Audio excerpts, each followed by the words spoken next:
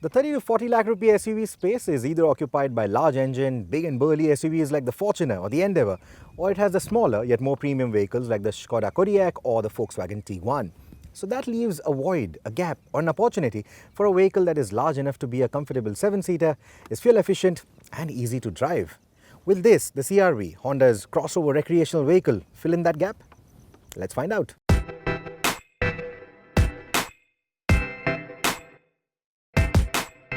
The CR-V, which is now in its 5th generation, may look like a minor design evolution over the outgoing CR-V, but it is indeed an all-new car that is longer, wider and taller than its predecessor and sits on a longer wheelbase and a higher ground clearance.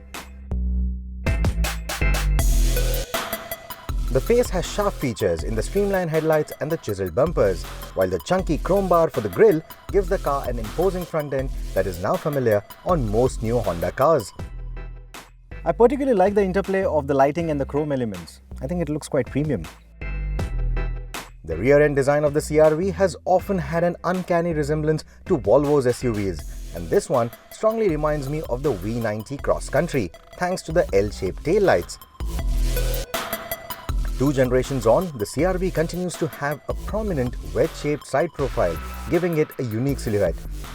The chrome lining for the rub rails seems a tad bit overdone to me, and all that bling takes attention away from the flared wheel arches and the handsome design for the alloy wheels, particularly with that C motif. If given an option, I would like to reduce all the chrome treatment on this car, especially this big bar even on the tailgate. And speaking of the tailgate, I would have also liked an electrically operated boot lid at this price point. It isn't. The struts, they're unusually long, but I like the low loading lip for a car that's this tall. You also get this removable pad that can be height adjusted. I think it's a nice idea to store away smaller things, but if they would have given us a rubber matting instead of a fabric matting, that would also help you store away wet items like boots or umbrellas. Now the boot space is a measly 150 liters with the seats up. Drop the third row and you get up to 478 liters, which is just about adequate. You heard that right, third row of seats. The CR-V is now a 7-seater, but only on the diesel variant. It isn't an MPV beater, and getting into the third row is quite difficult. The mechanism for the tumble is a little hard to operate. Once you do, getting in is quite a bit of a squeeze. Now that space is only good enough for kids. Adults can squeeze in, like Simran is showing you right now, but over long distance journeys, it's not going to be comfortable. The second row of seating is more plush in comparison. Of course, you sit a little lower, so getting in and out of the car in the second row is quite easy. Headroom could have been better. A 6-footer is definitely going to hit his head or her head against the roof. Overall visibility is quite good. The cabin has a nice airy feel to it, so you're not going to feel claustrophobic in here at all.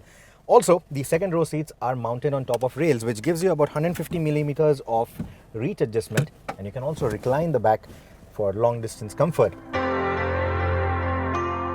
The outer seats have additional squabs for better under-thigh support, but the contouring of the seats is a bit too flat for my liking. The second row bench will seat 2 adults and a kid in comfort. The cabin is loaded with up to 10 AC vents, out of which 4 come here on the roof. Now the placement so close to your head may not be to everybody's liking, but they aim to keep things pleasant for the second and the third row occupants. You also get a center armrest, floor-mounted AC vents and 2 USB sockets for the second row. The panoramic roof makes the cabin quite an airy place to be in and is very comfortable for the chauffeur-driven type as well. In fact, it can also give the luxury sedans or the entry-level luxury sedans a run for their money. The driver's seat is also a nice place to be in, and the moment you enter the cabin, the first thing that you will notice is how premium and how up-to-date the cabin feels when you compare it to its larger competitors. I like the premium materials used, I like the overall fit and finish, and I also like how tastefully the whole layout of the dashboard is. I particularly like the 7-inch touchscreen. It looks like a proper semi-floating layout. It is in line with the instrumentation, so it's easy to read. What I do not like is, 1, it doesn't get satellite navigation, and 2, the user interface is a little tacky in the way the colors and the fonts have been used. I would have liked it. It would match the sportier layout of the fully digital instrumentation, and that instrumentation is quite feature-rich and easy to use as well. There's quite a bit of usable space in the tunnel console as well. I would have really liked this to be a wireless charging pad. Unfortunately, it isn't, but not a big problem because you have two USB ports inside, one 12-volt socket in here, one 12-volt socket outside. So charging your gadgets is not going to be a problem at all. Also, the space utilization is quite good. This is removable as well. So you have a lot of space in here. This can be nicely stored away in here. So space utilization on the tunnel console is top class. All the controls fall easily at hand, and the gear selector is placed on the center console in typical CR-V fashion. The petrol CVT gets a conventional selector, but for the diesel automatic, you get a simple switch gear now, and that needs getting used to. It is complemented by paddle shifters behind the wheel. All these are mated to a new 9-speed automatic gearbox that is paired with a diesel engine.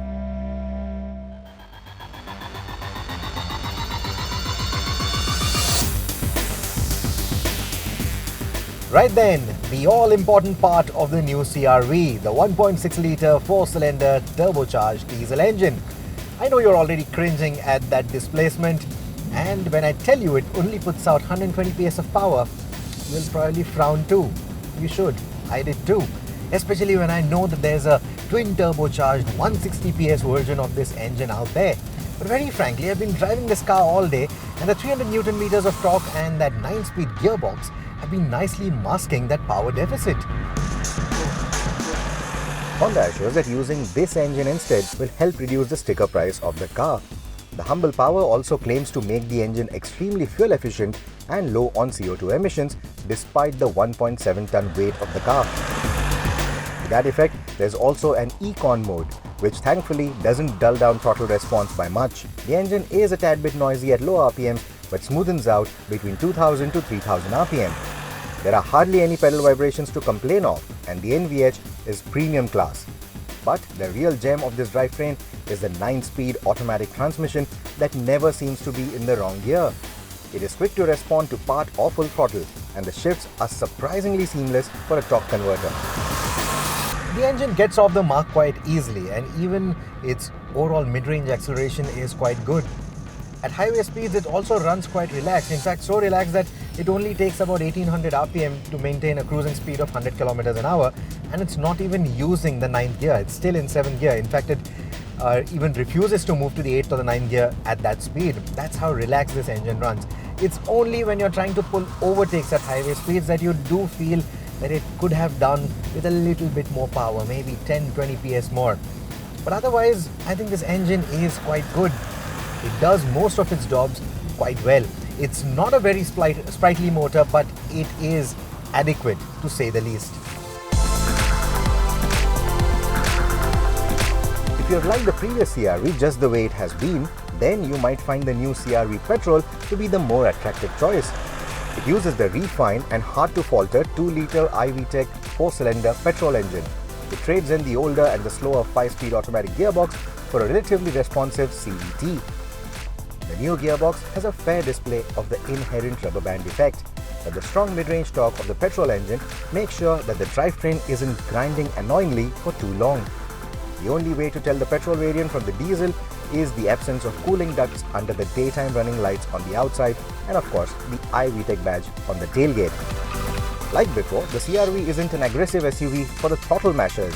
Instead, both the petrol and the diesel variants are excellent highway cruisers and efficient urban soft-roaders that can keep you entertained. The new CR-V is predominantly front-wheel driven.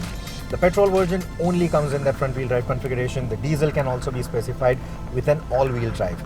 Now, that all-wheel drive system can help you go for mild off-roading trails, can help you go to your farmhouse, but it is primarily designed or tuned for the urban use. By that I mean, like I said, it's predominantly front-wheel driven, and only up to 40% of the torque can be sent to the rear wheels. However, if you're at an incline, then it will try to provide as much torque to the rear wheels as possible, because pushing is easier than pulling. Also, when you're driving this car a little harder around switchbacks or fast bends, it will also brake the inner wheels to give it a slightly more agile handling. So from that point of view, the AWD is more safety driven, or is more urban driven, like I said, than really taking it off the road. There's no AWD lock either. But overall, it works very discreetly. and it works quite well. Out here in Rajasthan, we have only been driving on arrow straight highways, no twisty roads, so all of that with the road test. The CR-V has a decent 208 mm ground clearance and the suspension is tuned nicely for the Indian road conditions. Honda claims to have benchmarked the ride and handling of this car against luxury crossovers from a segment above, and that shows. The ride is soft, but the body roll isn't unnerving. The braking is progressive and confident. Around bends, it feels quite nimble compared to the tall riding and heavy body-on-frame SUVs, and that makes it quite easy to drive for those upgrading from mid-size sedans or SUVs. In terms of safety, the cabin is secured with up to 6 airbags. You also have ABS, EBD, you also have the agile cornering that I spoke of, you have the electronic stability program as well. And you also have this lane watch camera which is mounted on the outside rearview mirror on the left hand side. So every time you use your left indicator stalk, or if you press this little switch on the indicator stalk, it will pull up the feed from that camera onto the display. So that clearly shows you what's in your blind spot. I think it's a very nice system to have in a country like India. And we already saw this system on the new Accord, and now it makes its way onto the CR-V as well. In terms of safety rating, the car has already won a 5-star rating at the Asian NCAP. And the good news is that the top spec of the CR-V that you will be able to buy in India is the same specification of the car that was sent for the evaluation at the Asian NCAP. In terms of its spec, its natural rival is the Hyundai Tucson, but the CR-V comes across as a more premium car. Its sizing puts it right in between the Kodiaq and the Fortuner. To answer the question that we began with then, yes, the CR-V does plug the gap, and quite perfectly at that. To sum it up then, the new CR-V is a car that you should not write off on the basis of its specs. While I have expressed my wish of having a better kit on it, the engineering is top-notch, and that is evident the moment you drive the car. The CR-V has proved its mettle around the globe, and frankly, it isn't hard to see why.